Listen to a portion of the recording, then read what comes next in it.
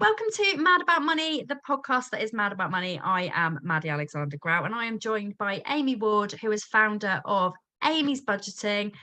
Amy is an Instagram sensation, not an influencer. We've just had this conversation, but No. she is a money blogger with a great following and she just produces the most amazing content. So first of all, if you're not following her, go and check her out on Instagram. Amy, it's lovely to have you. Tell us a bit about you.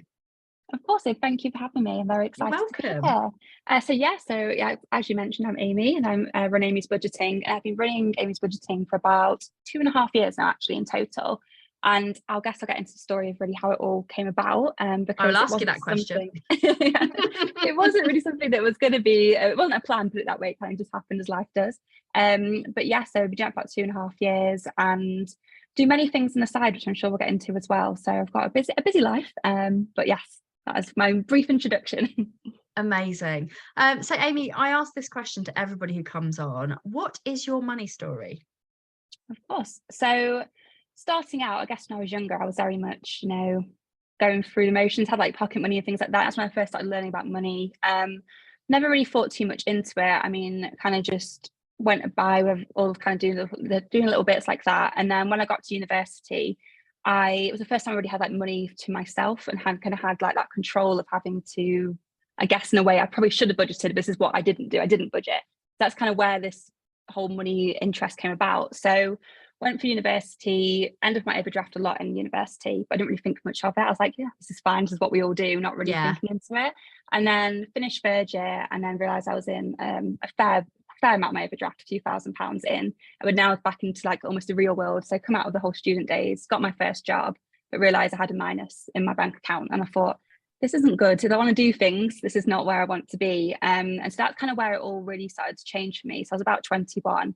And then I realized that something needs to change to actually have a positive bank account. And I realized I had all these goals, like traveling, buying a house when I was older. Yeah. And it was just trying to put into the motions of how to do that. So that's when I started doing research, like Googling, looking at different resources online, and then came across like budgeting. So I always had this like misconception, I think, in my head about budgeting. I thought it's this kind of thing that you do, you've not really got much money, or something that like you're struggling, you have to do. I wouldn't say I was as such struggling, but I wasn't in the best financial situation, sorry. So I basically just started learning how to budget, reading all different methods, and started trying different methods out. Because I think I think other people find this as well, when you first start looking into like budgeting, it kind of tells you these like quite strict methods, almost like these, set percentages, or this is exactly how you do it. And I started realizing that these weren't exactly working. So I started working out different methods and adjusting to suit my own like needs, which worked out really well actually. And then that's kind of what I use as budgeting, and just being more frugal and more savvy to pay off this debt, which kind of got me to a clean slate, which was like my main focus, getting to this like zero balance, and like I just kind of turn things around and then start saving money. So I think that was my biggest shift, was the whole like spending freely, doing whatever I wanted at university, to actually coming back into like reality and now working, and I've got goals. What do I need to do to change here? And that's when I really got into the whole personal finance. So it was about 21, 22. I just took over, and I was like, I really love this kind of stuff as well. I think most people find finance is boring, but then I was like, actually, this is great. I really love learning about this. I'm like, I pretend I'm proper little like bit of a geek with all my spreadsheets and stuff. So that was the big turning point. Not a geek, an expert. We can't say expert, can we? So we won't say expert. We might annoy someone. So where did you go to uni and what did you study? So I went to uni in Sheffield and I studied psychology. So yeah, it was really, really good degree. And kind of finished university and was like looking for psychology jobs. And then I ended up into like the medical field. So it was like kind of like health psychology, like medical communications, which was great. And I actually worked in that industry for about 3-4 years, which was like awesome. Absolutely loved it. But as I was running Amy's Budgeting on the side, I realized that I just love finance, everything about finance. And I felt like I was almost living like two different worlds, because I was doing like medical in the day, and then in the evening I was doing finance. It just never really like overlapped in any way. It just felt so separate. And I was like, I need to kind of stick to one or the other, because otherwise it's just too much to keep on top of. And that's when I decided that actually let's look into other career options. What can we do with like this Amy's Budgeting account? And I realized that one of my main interests was like helping people, the whole like educational purposes and that kind of aspect of finance. So recently changed career, which was a big move. Just because I love That's loads of things in exciting. one go. And now I'm working in financial services and trained to be a financial advisor. So also doing lots of exams on top of all the other things that I'm doing. Oh, bless you. And working full time, and running a blog and doing Mhm. side hustles. And Yeah. how do you find the time? I don't know. Is it? I wish I could tell you. I feel like it's a busy life, but just about setting boundaries, because that's true. Like you said, side hustles as well. So it's not just a full-time job. Running the blog, which in itself could be a full-time job. Like hopefully one day it will be. Yeah. It's the side hustles too, and I do a bit of freelance work as well on the side. So I don't know. I think it's because I enjoy it. I do. I just kind of like put the time in and the effort in. And I think that's one of the main things with the whole medical world. I did really like it, but it wasn't the same like enjoyment or like the kind of level of like fulfillment I got get out of the finance world. So that's why I think it was an important move to come over here and try and The pursue all these finance dreams. world, the finance world needs Amy. So I feel like it was a good move. So Thank you. tell me a bit about your side hustles. Yes. So there's been a lot over the years, I must say. Also, before we go, what do you think of the word hustle? Because we were talking about this, I was talking about this with Emma from Be Money Savvy, and we were like, it's the worst word ever. It's a horrible word, isn't it? It is a funny word. I feel like, it sounds, I don't know why it kind of gives me a negative vibe in a weird way. I don't know what it is. It's just, it's a bit like, hustle. I don't know. It sounds Almost a bit like all you do is network marketing, I guess, but you don't. So I also like visualize like men in suits. I don't know why, but I just do. Yeah, true. Anyway, sorry for interrupting. Carry on. No, it's fine. So over the years I've done different side hustles. One of the first ones I started doing when I was younger actually was like survey sites. I just kind of stumbled across a few of them and then was like, actually the little amounts of money adds up quite quick. So I did that just to make some little extra cash on the side. I've continued doing them over the years actually. I'm doing some this morning actually, just before work. I was like, you know what, I've kind of worked out for years which survey sites I like the most, which ones maybe aren't as worth my time. And it is different for everybody. I get people asking quite a lot actually about that, like which is the best one. Which ones do you like? So I like Prolific, which is like a desktop. It's like a browser one. So it's not like an app or anything, but it's really good and the pay is really quite high. And I think, especially with like a psychology background, a lot of the surveys on there are almost like people's dissertations or like research projects, as opposed to, like just answering about, I don't know, just whatever. Some of them can be really just novel topics, which is great. And then there's quite a few, to be fair. There's one called Measure as well, which is like MSR. And that one's like an app as well. And that's really, really good. That it's just easy, cash out with gift cards, and there's so much choice. I think that's what's nice. It's not just like, here's your Amazon gift card. There's like all different places. So it's like supermarkets and everything. They're probably my top two. Do you do survey sites still? I don't actually. And the reason being is because I tried one and then I was like, this is so tedious. Like I did a TikTok about it actually a while ago about my first attempt at using these sites. And I was like, do people actually make any money from it? But it sounds like you wouldn't do it if you didn't. That's the thing, Maybe I was just on the wrong one and I can't even remember what it was called. It's not a good sign, is it? No, I mean, I just thought I would rather buy a gift voucher and like buy it for less than like spend time like doing things, because I'm like, time is money, and I actually do this full time. So of course, I don't do anything else other than like app stuff and like content creation. So I think for me, if I've got time to take a rest maybe and not earn some money, like I'd rather go and work in a pub, I think, and serve some people some beers.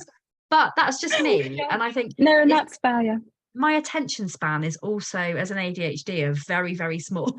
So that's I'm about to say survey sites not the one. I feel like with side hustles, like things like that are really key, like personality traits or what you're actually interested in, or like certain skills. I think that's really key. So yes, survey sites for me, it's very much just like occasionally do them here and there. I don't take them too seriously.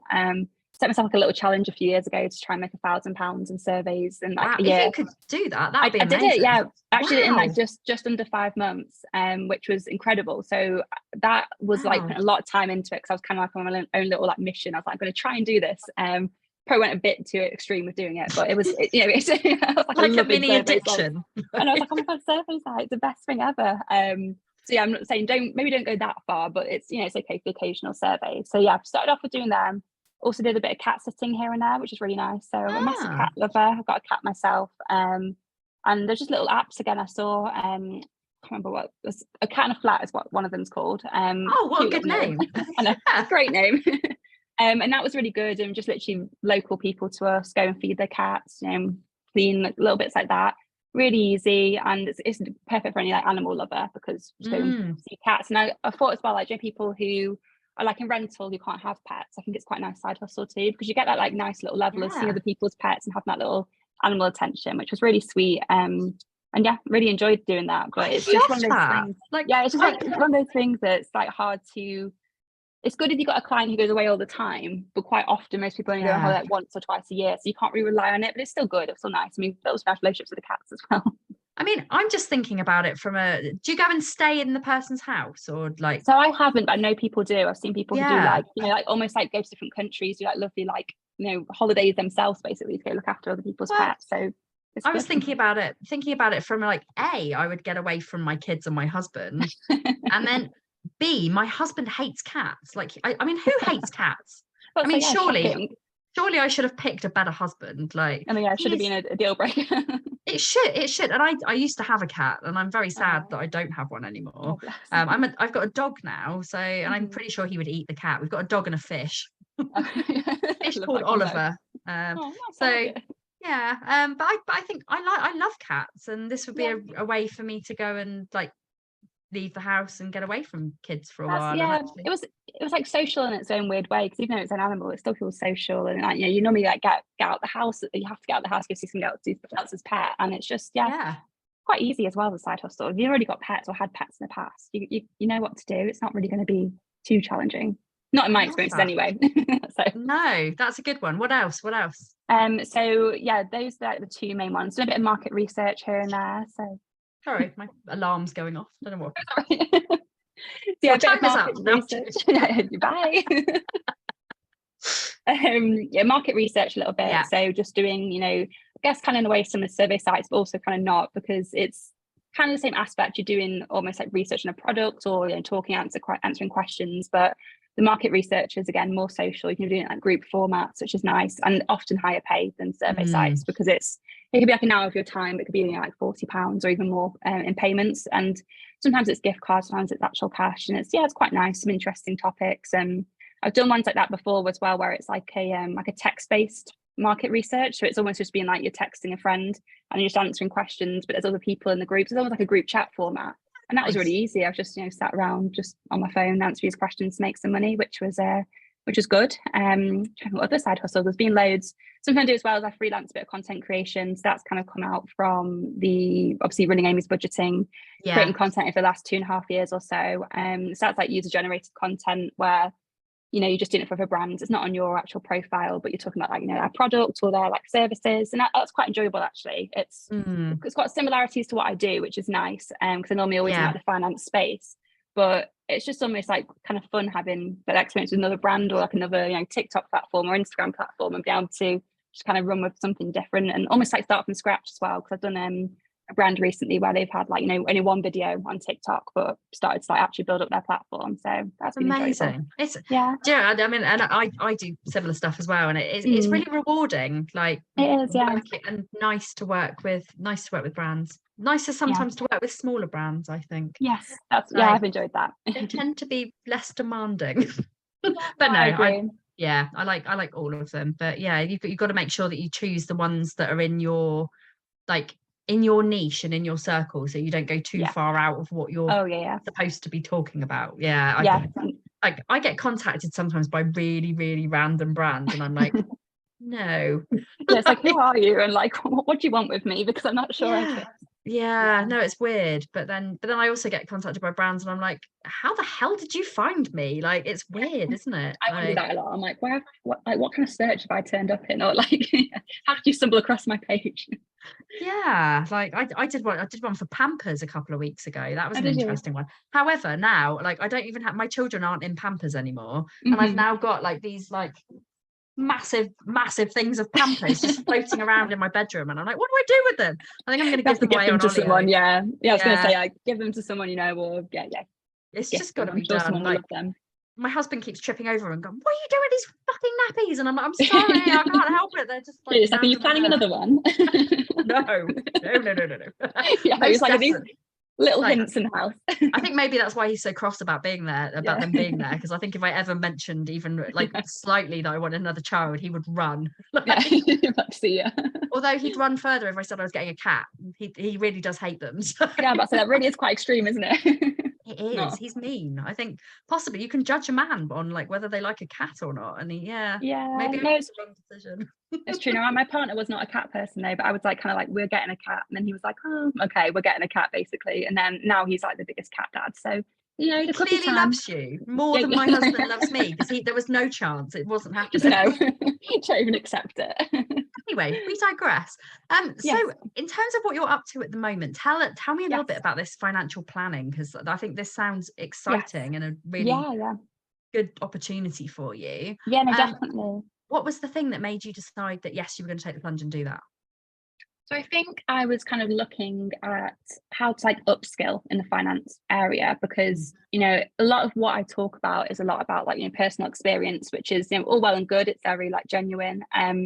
But there was elements which I also want to learn more about. So things, you know, like pensions or like ISAs, or all those kind of elements. Like I was aware of them, but I was not very confident in my ability to talk about them. And I realized I get a lot of questions about them too, like on my pages saying like, oh, what's this or what's that? And I'm like, I don't really know. And obviously, you know, direct people to resources. But I thought, well, I think it would be good for my own knowledge, my own skills, and also to promote my brand, like in things of content, to actually learn a bit more about those different areas. And I was thinking, you know, do I do this alongside my other job, start getting my qualifications? But I was like, look, already doing too much, as we've gathered from this call. So let's try and like put this in together. So I had started having a look around at different like careers in the area, and I realized if I started like an admin based kind of role, like maybe like a lower level, I could learn like the basics, learn, you know, from the bottom and kind of work my way up, but also at the same time start doing my exams like through a company.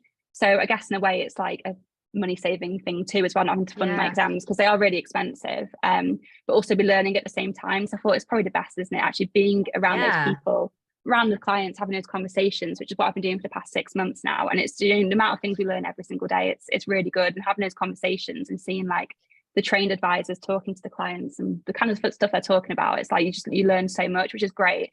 So yeah, I've just started doing my exams. I've got like a goal to do them within like just over a year. So hopefully this time next year we'll get them done. There's still quite a few to go, but each exam's like it is really interesting, and probably not for everybody, but for me it really is. There's one on whole like, you know, protection, there's one on like investments, and it's just and I don't know why exactly it will lead me in the future as such, but I think regardless it's good to have that knowledge, good to build in the skills, and just like I'm so interested in finances anyway, like the worst case scenario just gives me some more understanding, which is always a good thing. Benefits me because I get your experience in the app, you know. I feel exactly. Like, you know, for me there's so many gaps in finance, and not one, you know, nobody knows everything, and although you do know an awful lot more than me, I feel. But don't say that. Don't put the pressure on. But it's really nice. Like the more people I'm speaking to, I'm kind of learning even more about like what everybody specializes in, what their niche is, and like all of the money bloggers that I'm talking to, they all do something that's slightly different, which is why it's so exciting bringing everybody into the Mad About Money app, because it just means that there's going to be one place where people can go and just find out all the stuff they need to find out, and it's really like it's exciting. And then all the different experiences people have had as well. It's really exciting. I know. One of the things we did last year was we bought our first house actually. So a lot of this like money, a lot of the money saving was kind of going towards that goal. And it was basically because of the pandemic. So we got to the pandemic, and then we've been saving money, and we were like, oh, we want to go traveling. And I'm like, oh, can't go traveling now, it's the pandemic. So we're like, what do we do with this money? What should we do? And we're in a 1-bed flat with no garden, and obviously lockdown. That was not the most fun. We were both working from home. So we decided to like shift our attention on, you know, buying a house. And that's something that we've, you know, spent a lot of time and effort like doing all the saving. And then now we're in the house, we're like again saving money to do like renovations and all that kind of bit. But it's good as well, because like that's something as well that we do at work, and also and looking at doing exams as well and mortgages too. So it's like almost building on that actual experience, like the real life experience, and learning some more, because I feel like, you know, you get a base knowledge going through those experiences, but then actually doing the exams and like learning like the textbook right and wrongs and things like that, it's nice to build on those experiences. Absolutely. So do you think that learning what you're learning at the moment, has it made you think about your finances differently? Yes, I think so, definitely. It's because I feel like for me, I've always kind of been aware of like, pensions and bits like that. But being like, like early mid-20s, I've been like, oh, kind of, I know I should put in my pension, but it's not my like main goal. But I think seeing like clients and seeing how these advisors focused on the long-term goals, even from day one, I think it's made me put more priority on those kind of aspects like pensions or investing, and a lot more for the long term. And like I said, it's always been kind of there, me think about long term, but I think I've not realized how much I need to not prioritize it, but just have like almost like a plan, an actual Just, plan going. yeah, just doing something. So I started investing last year. Mhm. And I didn't really know what I was doing. And I started investing in small businesses. Yeah. Which the reason I did that was because I'd done a crowdfunding campaign with my old business. And I was just like, it was the hardest thing I think I've ever gone through. And I Mhm. thought, all these poor business owners, they're all crowdfunding, and actually maybe I'll go and support them. And I thought about it last week, and I thought I've probably spent maybe about 5 grand in the last year investing in all of these small businesses when I Mm. could have been investing in myself. I thought about it. I was like, I love helping other people, but I also like helping me. So why did Yeah, I do yeah. that? And I was like, okay, right. Maybe I need to sort of divvy up my investment into like still supporting small businesses, because that's like Mhm. one of my ethics, and like that's what I like Yeah. to do. But also thinking about me and Mhm. putting money, because I didn't have a pension. So I've Yeah. just set mine up. And I think Mhm. being self-employed, you don't think about pension Yeah, really. yeah. And actually, at some points of last year, I don't even think I was paying into my NI, and I was just like, oh God. Mm. Like, I mean, especially when you're in your 20s, I definitely didn't think about investing in my 20s. Mhm. I mainly because I was paying off £40,000 worth of debt. Yeah, Um, yeah. but when I kind of got into my 30s, it was then I I'm thinking about kids. I'm thinking about the fact that I've now got 2 children. Yeah. And now I'm approaching 40. I have to underline that, because I can still get away with saying I'm 39 Of course. until September. But actually I'm feeling the most confident about money Yeah. that I ever have done. And I feel like actually people in their 40s kind of go, shit, we're approaching time where like we need to start thinking Mm. about like actually putting some Yeah, money yeah. away, because retirement isn't that far away if we make it that Yeah. far. I know. Yeah, it's one of those things, um, isn't it? so, have personal question: have you got a mortgage? Was that something that you Yes. have got a mortgage, and is that a Yes, yeah. priority for you paying that off, or are you kind of Yeah. Yeah, so yeah, it's one of the goals, and we do like a little bit of like overpayments, nothing like massive, but just little bits here and no, there, which is quite nice. And yeah, so we've got a mortgage, and it's we did 10% deposit, so it's a big mortgage because yeah, we were it's all literally you can saving from afford, isn't scratch. it? I know, yeah, and it's like we weren't lucky to be like gifted anything. It was all just us, which is Savings and which is fine. Everyone's got it yeah, different, and that was it. And it was like a priority for us, so we saved as much as we could to do that. So yeah, we got a mortgage, and yeah, that is a priority. It's obviously a bit scary with like changing mortgage rates and things like that, because we yeah, locked in at a very good time, but we've got to remortgage next year, so it's a bit like waiting to see what happens there. But it's probably going to be higher, but that's kind of something you got to accept when you go into those kind of bits. There's going to be elements of ups and downs in the market, and that's just the way it is. yeah. But yeah, no, we're very like happy and very like fortunate to be in this house, and yeah, paying off the mortgage is something that we'll hopefully do one day, and just kind of chip away a little bit at it, a little bit extra as we can, which is it's quite Yeah. nice. It's a nice feeling to be able to do that. No, that is. And in terms of like other priorities, a lot of people that I speak to who like, when I was speaking to Emma, Hmm. she was like, she had an obsession with saving. So she saved so Yeah. much that she actually didn't enjoy her life very much. And I think that's very sad. One of the Mm. things that I'm a very, very, very much an advocate for is I don't buy anything without saving money on it, but I do Yeah. like to spend as well, because I feel Yeah. like money needs to flow. The more Yes. money Yeah. flows, the more it comes to you. I'm very woo woo in that Yeah. random Yeah. kind of, I'm a bit like a bit of a manifesty kind of like, Oh, I I like that. feel that the more you talk about money, the more comfortable you feel with it, the more it Oh comes to yes. you, which Yeah. is nice. But at the Yeah. same time, if you sit there and you hold on to it, it doesn't, it won't come back to you as much. So I Yeah. like enjoying my life. How do you feel about like actually spending money?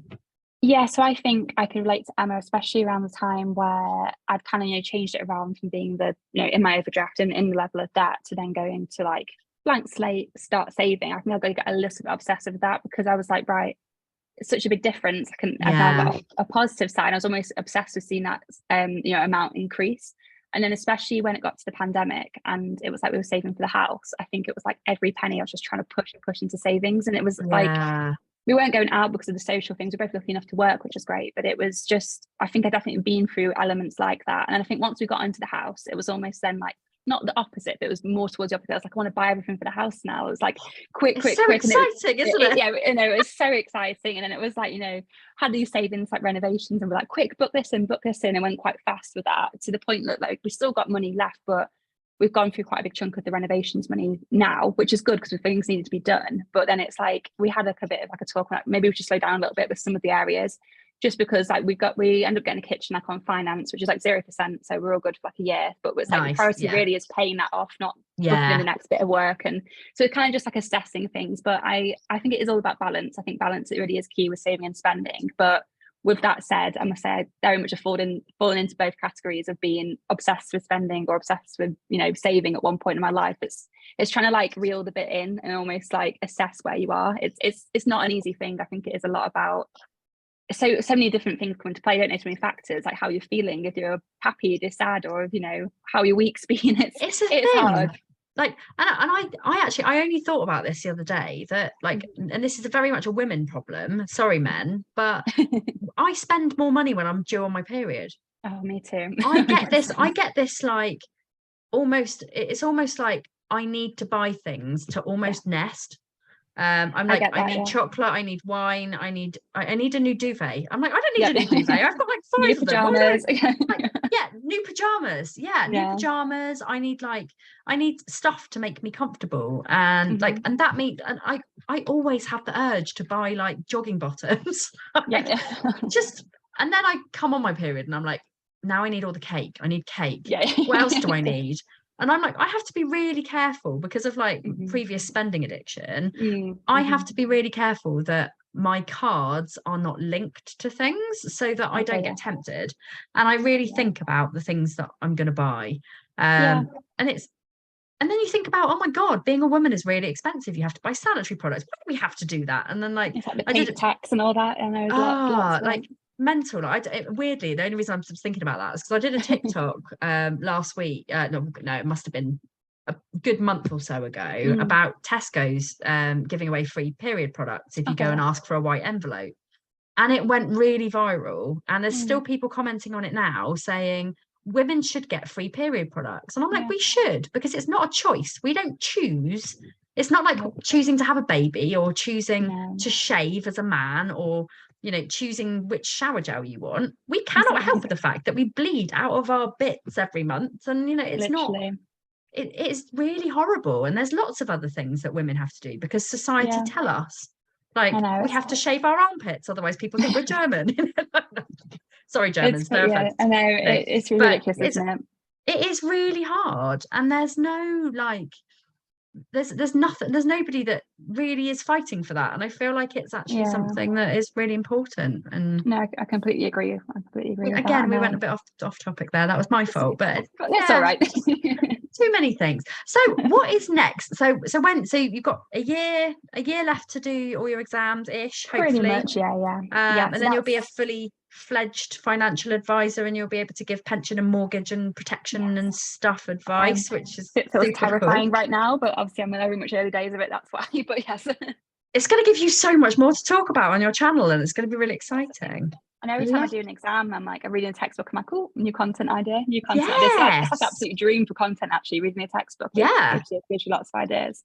But yeah, so obviously that's next, finishing the exams. And then I think, it's trying to work out what to do with everything. I feel like there's so many almost open areas. And obviously Amy's budgeting is going to continue. I'm hoping to continue growing this over forever, basically, next years especially.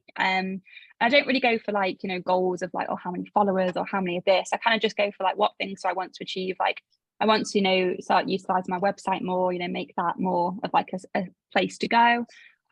Start branching out into the social media networks as well, as we mentioned, trying TikTok and places like that, and just kind of, I think not putting too much pressure on myself to do everything perfectly, but just try Yeah. and kind of grow these different avenues and then just see where it goes. I'm very much like quite a relaxed personality. I'm kind of like, Yeah. I'll see where life takes me. I'll see what happens there. Just But meander along and see what I think, goes. Yeah.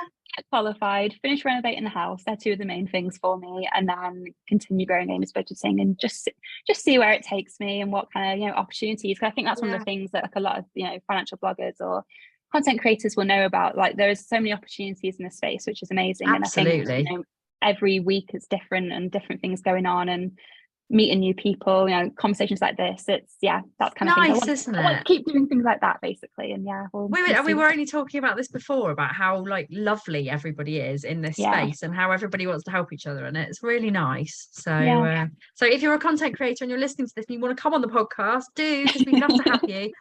I love hearing about people's money stories and hearing what people are up to, and of course promoting you guys as well. So so Amy, where can people find you? So primarily on Instagram at Amy's Budgeting.